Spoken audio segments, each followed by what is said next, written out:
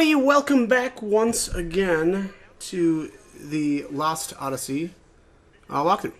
I just wanted to comment on one thing here. I actually let my game play for a little bit, just standing here listening. There's like a loudspeaker blurting out some what seems to be some combination of like propaganda and propaganda. There's a story about. And I don't know if the idea was that they wanted to make citizens fearful of going outside their walls, but there is a story about basically a guy getting outside the walls and being attacked by a monster, and then the guard is saying that there's a bunch of magical monsters out there, and that could be the case. Otherwise, I don't know if I'm reading into that the wrong way, but the more important announcements are regarding the other nation. So it's Ura and I can't remember now. I can't remember the other nation now. Anyways, obviously they're at war. They're always competing with each other. And now here they're talking about a magic train. And there's basically rumors that Ura's magical train isn't as good as it's Gotsa. I think Gotsa is the other nation, and then the response is no, we're ramping up, and then basically a message about not just not falling behind in regards to like whatever accomplishments in one way or another. So I don't know, very interesting, very like it seems to be a very military oriented site. Maybe that's already obvious. I mean, we're being ushered by what are essentially soldiers right now, and they're everywhere. But anyways, all right, let's get to it. A meteor fell on the Highlands of Wall. A meteor? How insane is that? What happens if another one falls here? Yeah. I don't know who it is, but someone keeps throwing trash into the vase. It'd be nice if there was someone else who could pick it out, too. That seems like a hint. Okay, here's the... Oh, hey, speaking of which. Clunk. Healing medicine. All right. So this is the, okay, so welcome. This is where you go if you need directions, if you have any questions about how to use the monorail system. We also handle PA system announcements, monorail status reports, and lost and found services here. Let me know if you need anything. Drop off the lost item. What does this mean? Let me just see here.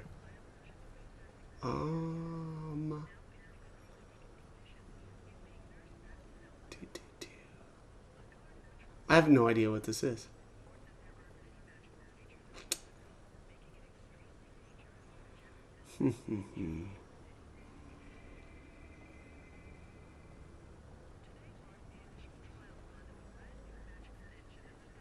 Oh.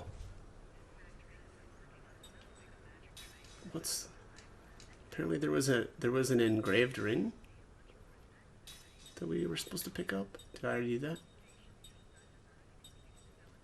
Here it is. Yeah, that ring lost by someone. Okay. So yeah, we need to drop that off here. I guess that's what that is. Alright, so, I believe we just had someone inquire about this earlier. The ring was a gift from the owner's fiancé. He was a young soldier, and he was quite distraught. I'm sure this will make him very happy. I was asked to present a certain item to whomever brought the ring here, so please take this. Cure-all. Oh, wow, okay. Interesting. One party member from any status ailment. That's good. Okay. Well, that's kind of interesting. So yeah, we need to have the engraved ring for that, I guess. Let's see, where are we at here?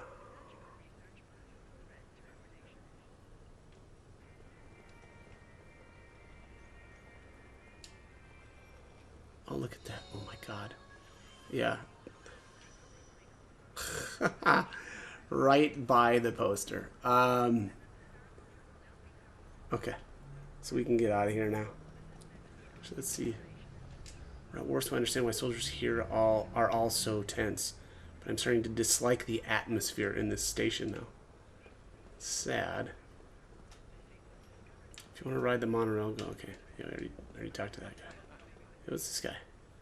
Versus the magic industrial revolution, Ura's undergone tremendous growth. Magic sure is a force to be reckoned with. Yeah. Of course, the people are benefiting from the magic industrial revolution, although there are still some who fear this power that they don't understand. Well, okay. How about this guy? Oh yeah, I already talked to that guy. All right. Where are you going? No more. Get moving. Right, is this where I'm supposed to go? I think this is where I'm supposed to go. Central Station Square. That armor just looks so bad.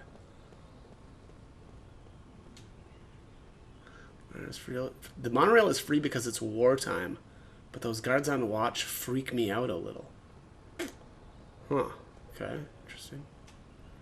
It's the boarding era for magic taxis. Unfortunately, it is out of service at the time due to orders from above.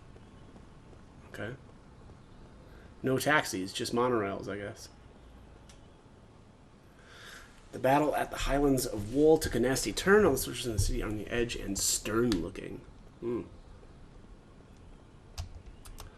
soldiers have been acting so hostile lately, they could at least loosen up a little while they're shopping. Yeah, I mean, isn't that what makes people happy? Buying things. Clunk. 2 wet stones. Better than 2 dry stones.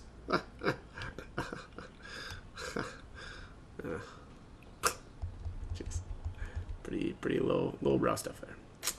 All right. I had to walk everywhere when I was young. What would happen to the youth of today if the magic was taken away, eh? Yeah, they wouldn't be able to do what you did, old timer. It's hard for regular folks to take the monorail nowadays. Most people take magic taxis. Well, not anymore. Angel's Plume obtained. This war has cut drastically into our clientele. Hopefully we'll have our old bustling city back before long. Yeah. What as hell? Hey there. What do you think? Isn't she a beauty? A real car running on a magic engine. That's a real beauty? Alright, well, not everybody has the same standards. Or I should say, beauty is in the eye of the beholder. The war will undoubtedly end after such a horrible tragedy. The council has apparently convened for emergency talks. Oh. Something tells me the war is not going to be ended just like that. But I could be wrong. Oh, is this guy's car actually in the way? Yeah, I mean, it looks like we can get back there, right? Oh, that looks like, oh, there's a seed. Okay, so, yeah, it looks like that's,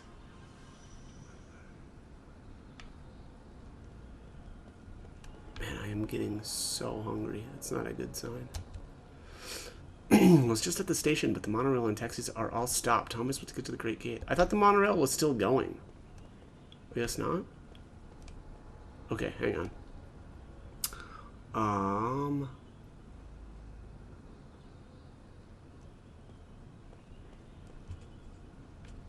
Okay, I think I missed something out here. It's just, yeah, it's down here, I bet. Boom, boom, boom.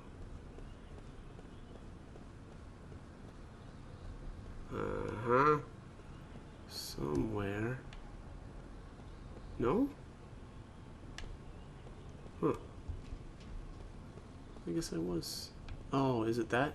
Or did I already grab this? Yeah, there it is. Alright. Can't believe I missed that.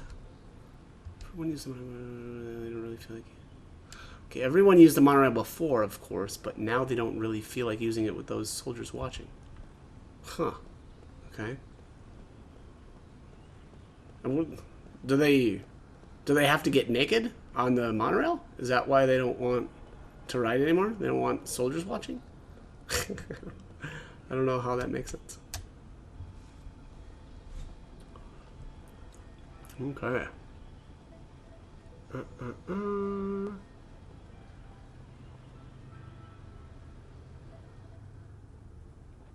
This place is huge.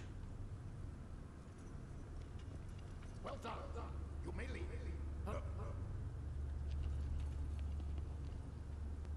Lieutenant Kaya Marganon, we thank you for a job well done. I am Roxy, Chairman of the Central Council of Ura. Well, Lieutenant, it seems people are calling you the Immortal. We've heard there were almost no survivors from Ura or Kent after the meteor crashed on the Highlands. And yet, you appear to be unharmed, even though you were presumably at the precise point of impact. Tell me, how did you survive? I don't know. My lord, please allow me to explain. Fine, speak. Thank you, my lord. Actually, this man is immortal thanks to my magic energy. He is under a spell of immortality that I conjured. I wish to know more. This immortality spell, how does it work? I don't know. What? Are you saying that you don't know about the spell cast on you? I don't remember. I recall nothing. My lord, this man has lost his memory. However, he is skilled in magic energy. So I have been studying his abilities. Then what can you tell us, Gongora? With all due respect, my lord, the spell is a curse. It is said that merely hearing it brings death near. For the safety of everyone, it is better that the spell be kept secret. Very well. Since I trust your studied opinion, I shall take your word that we should not know the spell. Death is determined by fate, and one cannot fight it. Okay. These guys seem pretty ignorant. Lieutenant, since it seems that you cannot be killed, the Council would like to bestow a special mission on you. We want you to go to Grandstaff. My lord, Gongora, you cannot keep this hidden any longer. Till now, construction has been left up to you, but we've lost contact with the site. it's just... Gongora! Until we can confirm the Grandstaff project is safe, construction shall be suspended. Yes, my lord. So now, Lieutenant Argon, you know of Grandstaff, under construction in the Sea of Bath? I've heard that it's a magic staff. Yes, it is. As you just heard, all communications with the site have been cut off for some time now. Considering the danger from magic energy leaks, we suspect that no one can investigate the possible cause, except someone immortal. Well, there is someone else. What did you say? At the Wall Highlands, another immortal. Her name is Balmor.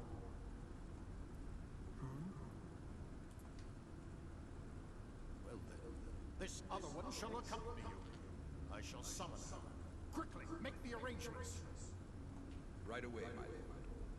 My lord, pardon me for saying this, but I'm building Grandstaff for the sake of our nation and its people. Enough! We will await Kayam's return and report. Of course, my lord. You are dismissed, Lieutenant.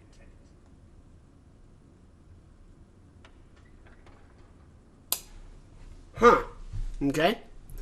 Something's fishy going on here.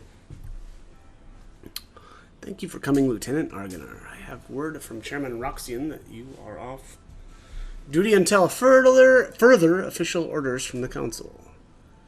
There's a fine inn just along this street for you to stay and wait for your orders. We have already arranged for the Council to contact you there. Okay. I think I missed something back here, so I'm gonna go back. Is this the right way?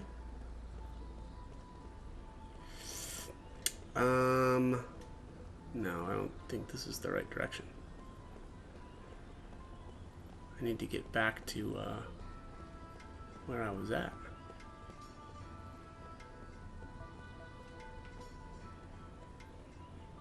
Uh-oh, that's not good. Well, all right.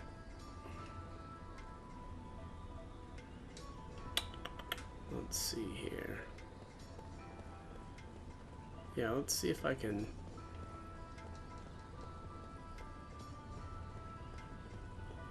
And it's probably not the end of the world. I could probably come back later, but let's just... Well, what's here? Seed. Oh, was this it? I don't know if that was it or not. Something tells me that was not it. Did you get back to, this looks like a building. Let's check over this way. Ouch. Oh, this is it. Bingo! Okay, that was the item that I had missed before. So let's head back. Oh, man. Our time's looking really good, somehow. Alright, so where did we start out at? Up here? I think. Jeez. This is, yeah, a long ways here. I'm actually going to save my game over here, too.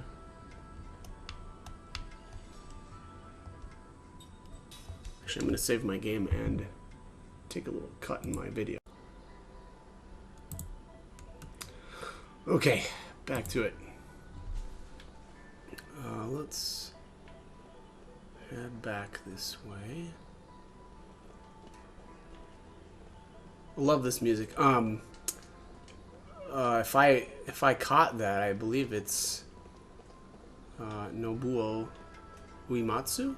Is that how it is to say his name? I think.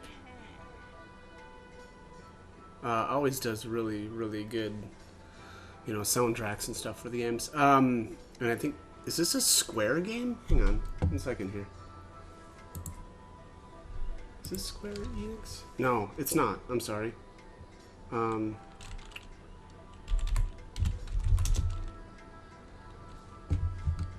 we go. Let's see.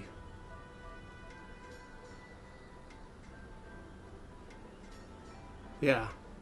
Yeah. No, just best. Okay, so apparently Uematsu is mostly known for Final Fantasy, you know, series, I guess, but whatever. He's amazing. All right. Anyways, let's keep going here. Lord Gongora, a member of the council, is also an expert in magic energy. No one can match him on the subject or in its use. That's quite the claim. I believe that was the guy. So, and I didn't mention this earlier, and I really should have, but I don't know what his deal is right now. He certainly seems to be healing medicine.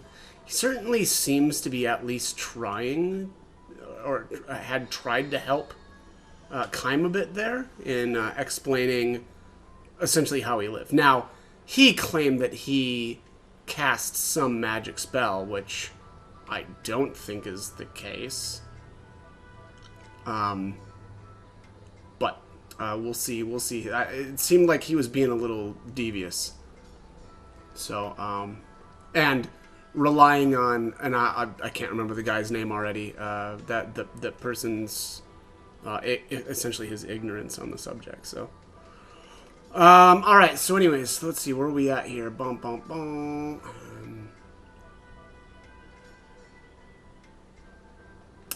Hang on.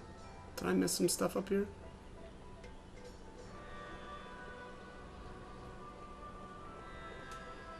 Okay, no. Okay, so yeah, we got the poster on the left.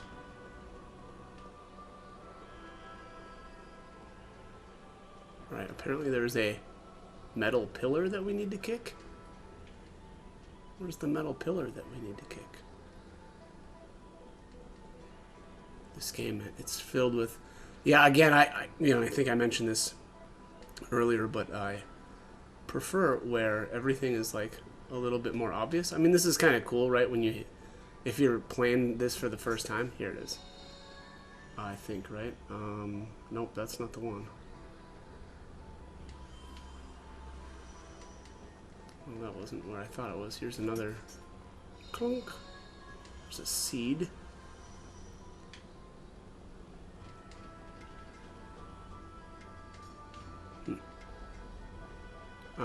This is... Oops, I went too far. Because of course I did. How couldn't I? Oh, excuse me. Let's see. Oh,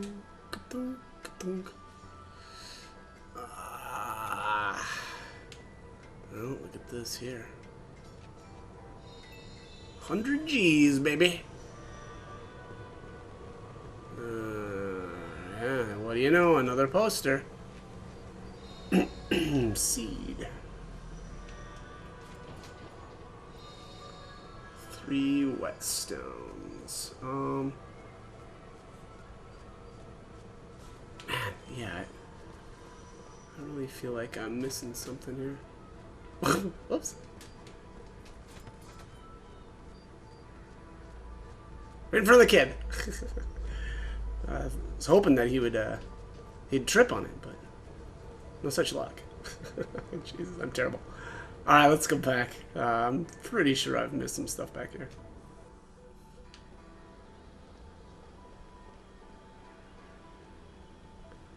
I want to talk to these people too, but I want to find everything first.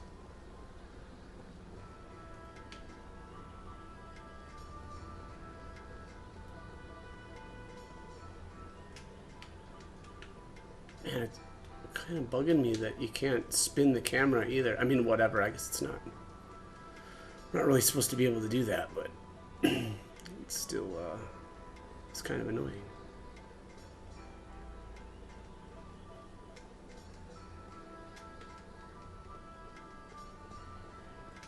Oh.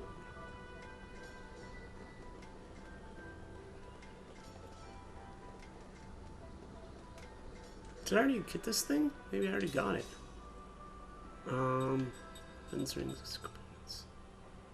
They have 1 magma fragment. Let me just see here.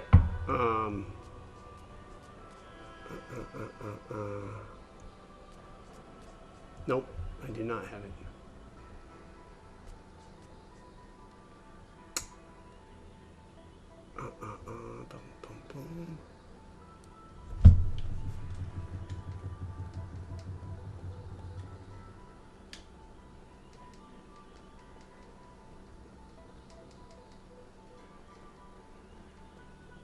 Oh, is it? Nope. Thought that was something in the back corner there, but not the case. Get out of here, jerk.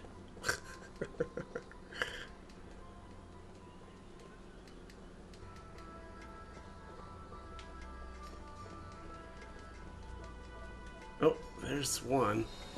Alright, wind, seal leaf. There it is. Magma fragment. Alright, that was what I was looking for. Did I miss this one up here too? Yeah, look at this. Oh no.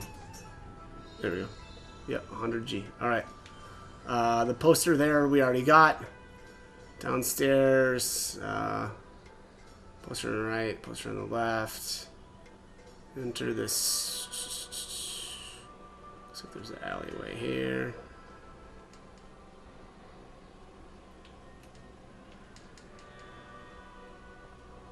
What's this? 2 whetstones. Oh, look at this. We've got another flapping post. So it looks like every time there's like a poster that's got a little flapping edge to it. That's what we need to get there. Alright, so where's the tavern now? Is this it? We need to find the tavern, apparently. Ouch. This sure looks like a tavern to me. Alright, let's head upstairs. Those posters are not flapping. No flapping posters. Here we've got something. Aqua Bomb. And seed. Okay. Kind of curious what all of these seeds are for. Apparently, Gota in the north is pulling the strings behind Kent attack. I guess eventually they'll attack Ura directly. So basically, Kent must have attacked Ura to take over our magic industries. So you're the immortal who survived the Highlands of Wool incident? Are you even human? Mean.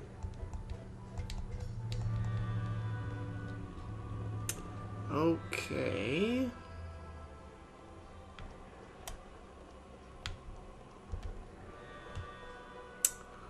War's over, but this hard time continues. Bah. How about a drink to help you forget for a while?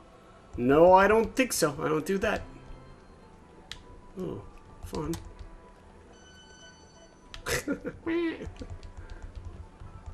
Alright, got another pot here. 100 G's. Alright, let's get out of here. Ouch. Okay, so we got this, I believe, right? Oh, wait, it was up here. Yeah, that thing. Oh, hang on. So there's another pillar? Can I kick this pillar? No?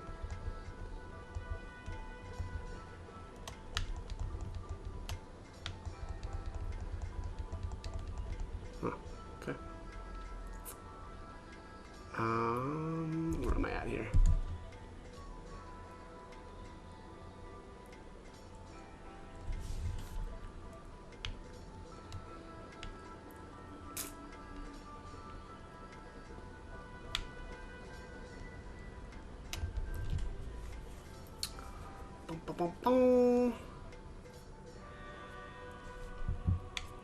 Barkus's arms and armor. Ooh, I like the sound of that. And of course, there's nobody here. Dang. Well, alright. I guess they don't want us buying anything yet.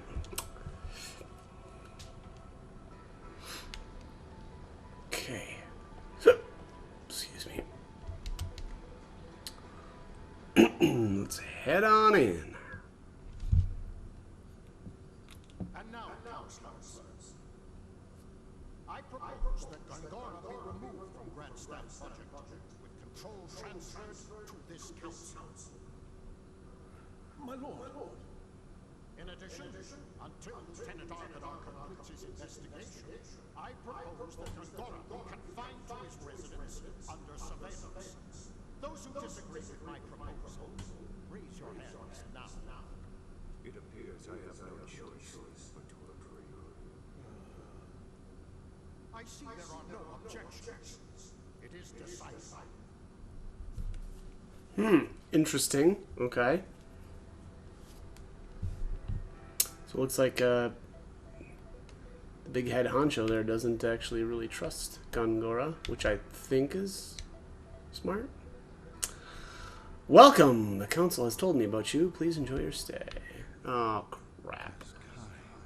Slips into deep sleep. His dream unfolds. A dream or his past. At this moment, there is no way he could know.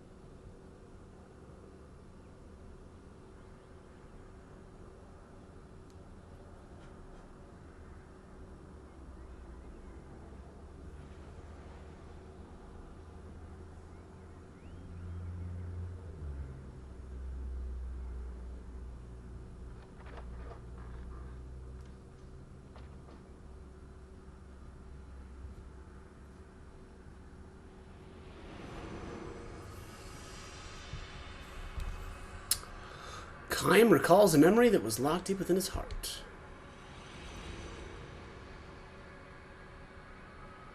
Dream has been revealed.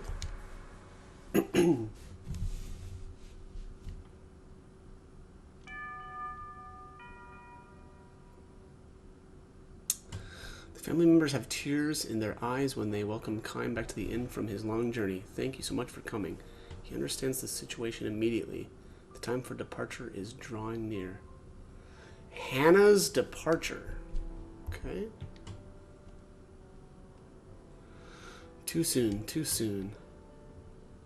But still, he knows this day would have to have come sometime and not in the distant future.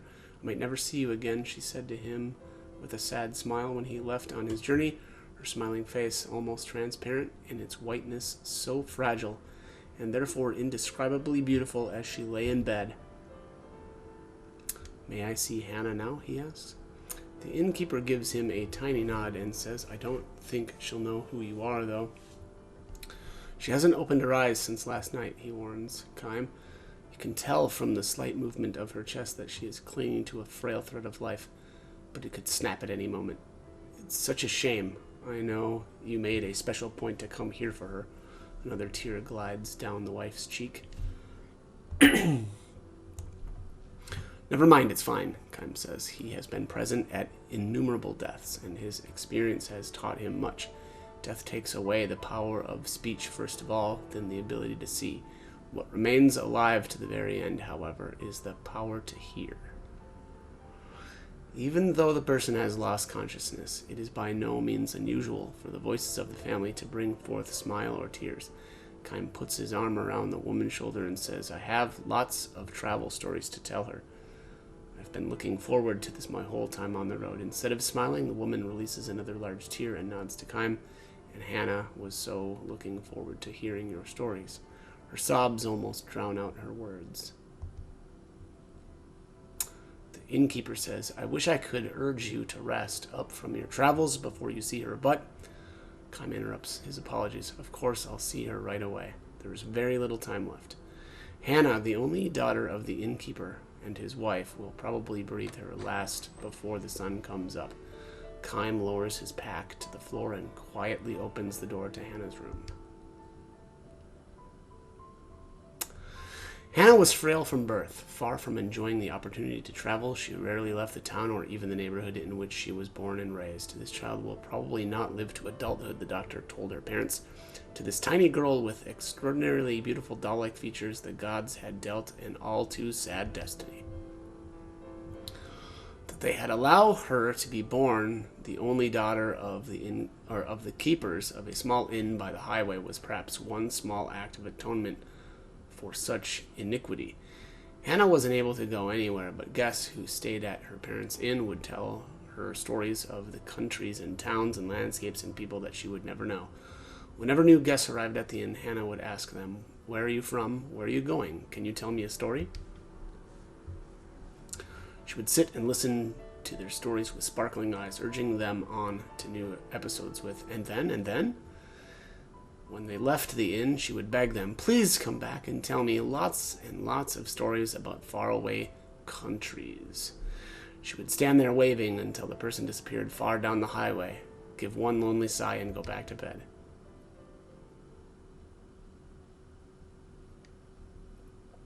Hannah is sound asleep.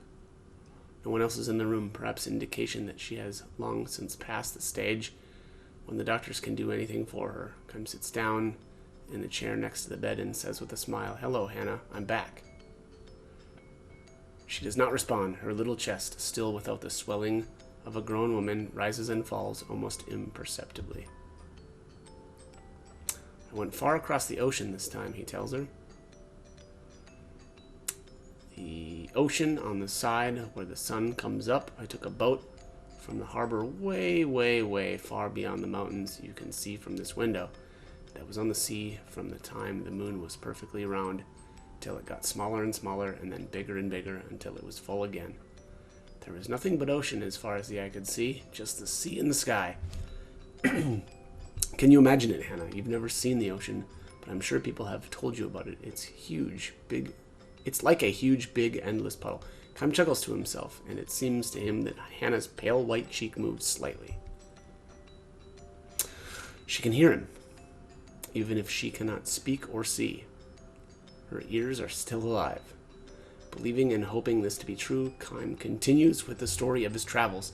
He speaks no words of parting. As always with Hannah, Kime smiles with a special gentleness he has never shown to anyone else, and he goes on telling his tales with a bright voice, sometimes even accompanying his story with exaggerated gestures. He tells her about the blue ocean. He tells her about the blue sky. He says nothing about the violent sea battle that stained the ocean red. He never tells her about those things.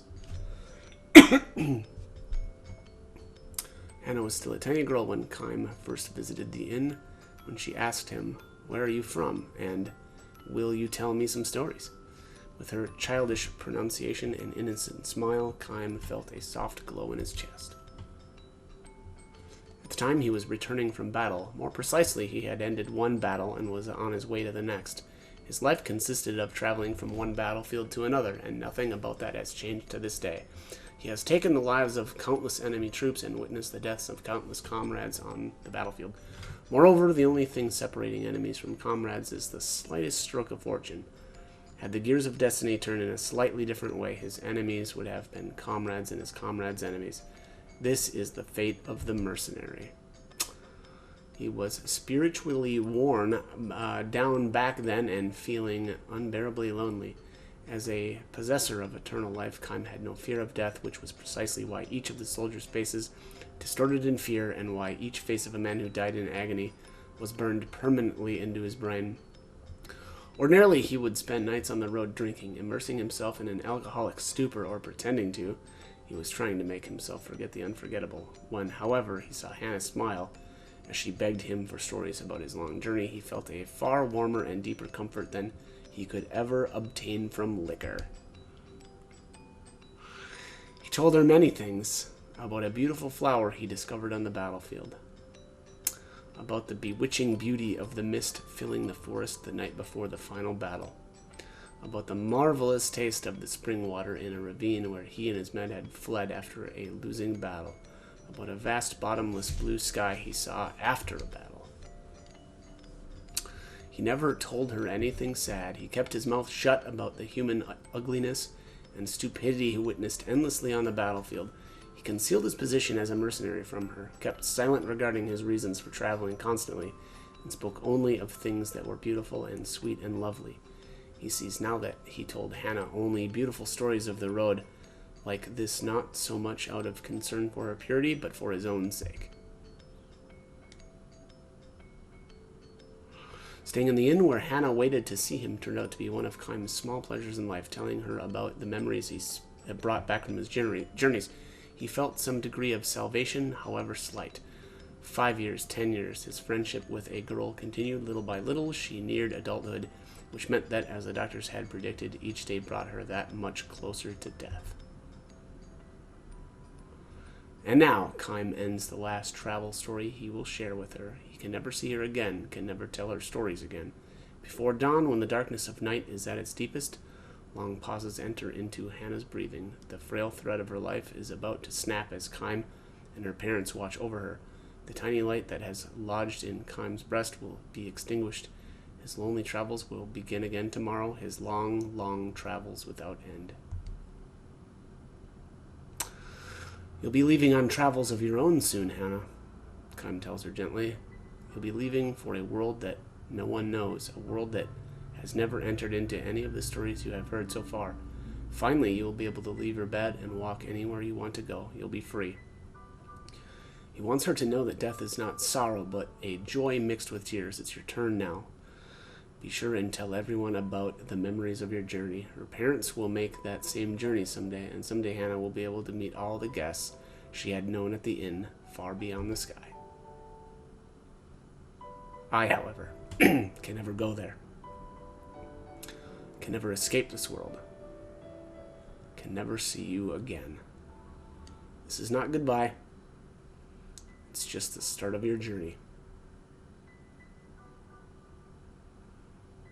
He speaks his final words to her.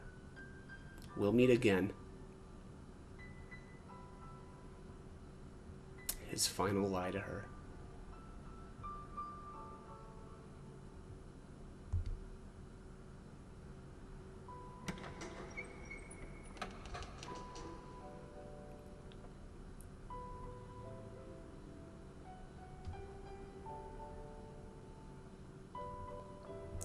Hannah makes her departure. Her face is transfused with a tranquil smile as if she had just said, "See you soon." Her eyes will never open again. A single tear glides slowly down her cheek. The end.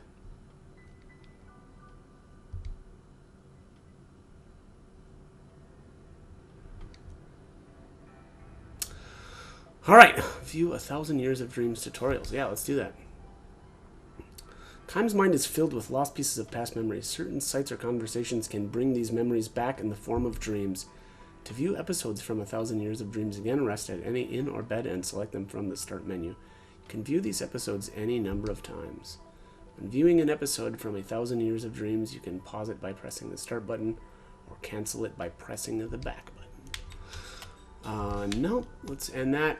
That was a bit of a deep deep story. Kind of depressing, honestly, but that's how it goes. All right, have you been in Ura for a long time? This is my first time. I'm looking for a job to make something out of my life. Whoa, look at you. Okay, I know there's some stuff in here that I want to grab before the before I end this one. So let's grab these here. Alright, so there's a seed. I see a pot down here. Antidote. Oh, excuse me. Northwest room. This must be this guy. This guy right here. I have to actually go in. There we go. What's this? Guest book. To our dear guest, do you have any questions, comments, or suggestions? Kindly write them down here. We came here for our honeymoon. We'll never forget this experience of a lifetime. We'll treasure it forever. Thank you. It rained the whole time. How could I have any fun? It's like bad weather just follows me around. The soldiers were loud. Everything was so expensive. I just want to go home. At least the girl was really cute and her food was good. This was my first time in the city. It's been a very interesting and meaningful trip. I'd like to visit again. Came here to send my son off to the army. He's such a kind-hearted boy. I'm worried that he won't fit in with those military types. I just pray that he'll be back safe. I rode on the monorail. I saw the castle. I played with the dog. I'm going to go to my grandma's house tomorrow. I can't wait. That's cute. Alright, let's... What? That's it? Let's see here. Oh. I can actually open this up. Look at that. 100 G's. Bum, bum, bum.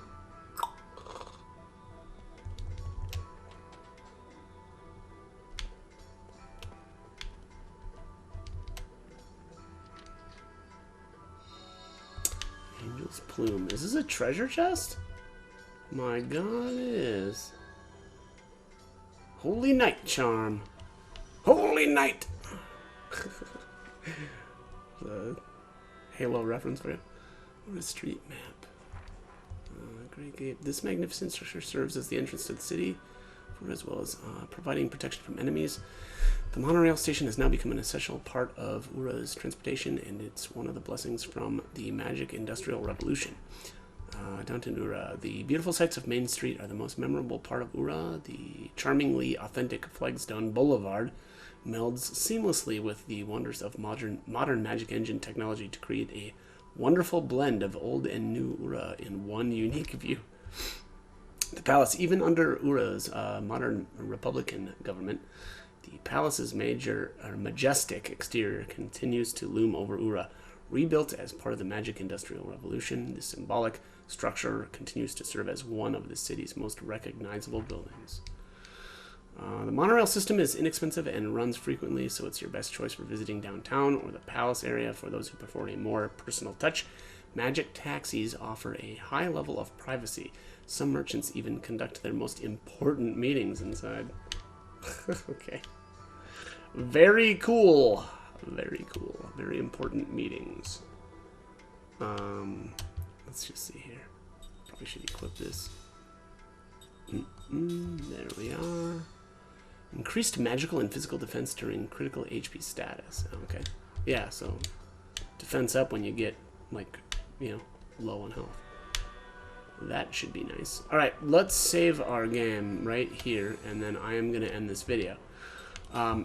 As always, though, hope the guide was helpful, and hope you join me for more videos. Thank you.